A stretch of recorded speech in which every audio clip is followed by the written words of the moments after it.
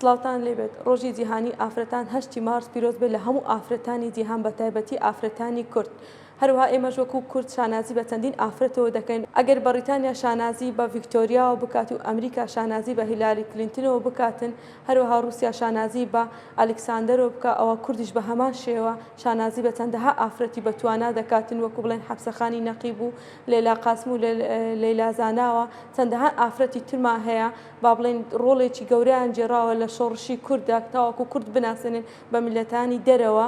ئەوانە تەنها با بڵێن دوورگەیەکی بچووک لەناو ئۆقیانوسێکی فراواندا کە هەمیشە مێژووی کوردیان سپی و گەشت کردووە. مەستوورە کوردستان یەکەمین مێژونووسنی ڕۆژهەڵات و ناوەڕاست و شاعیر و میری مینشینی ئەردەلان. ئەو لە سەردەمی ململانە جوگرافە مینشینی باڵدەژیا و ڕوبەڕووی هەموو ئارچەکان بۆ تۆلەژیان دەسەرکەوتوو بووە.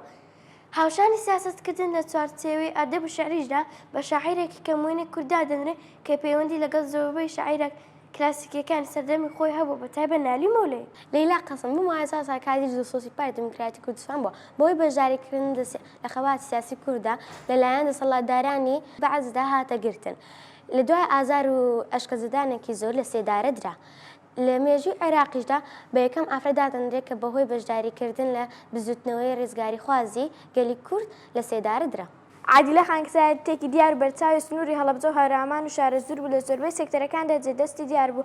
هاوشانی وەسمان پاشای هاوژینی کاری کردووە و یارمەتیدەرێکی گەورەی پاشا بووە، هاوکات سەرۆکی ئەم ناوچەیە بووە و بۆ ماوەیەکی چەند ساڵێک خانقامی هەڵەبجە بووە. نەجیبە جەیزادەیەکەمی کچبولەکە کورداچۆف بۆ فێرگە و خوێندیەتی هاوکات لە هۆشیارکردنی ئافرەت بە تایبەتی لە شاری کوێ ڕۆڵی هەبوو. لە کاتێکدا باوکی مەلا بۆ مەلای مەزن ناسرا بوو، بەڵام جۆرێک ریفۆرمی لە ئاین و کولتوری کوردەوارەیدا کردو دەواازێکی گەورە بۆ نەریتی کردەی باوی سەردەمەکە. قەدەم خێری فەی لیژنێکی شۆڕژگیری ڕۆژهەڵاتی کوردستانە لە چارەکی یەکەمی سەدەی 20دا ڕۆڵی بەرچاو کاریگەری هەبوو لە ماڕ و بزوتنەوەی کوردی و ئەستانەوە بەرامبەر بە ڕژێمی ئەوسە ئێران کە بە هەموو شێوەیەک هەوڵی سڕێنەوە لە نابردن و قڕگرتنی کوردی دەدا.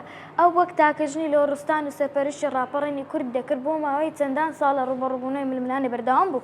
حەبسەخانی نەقیب کە سایتێکی دیاری سەدەی 20ی مسلمانیە ڕۆڵی لە زۆر سێکدەردا هەبوو بە تایبەتی لە وشارکردنی ئافرەتانی سەردەمەکەی لەکردنەوە دیوەخان و فێرگە لە ڕووی ئافرەتان.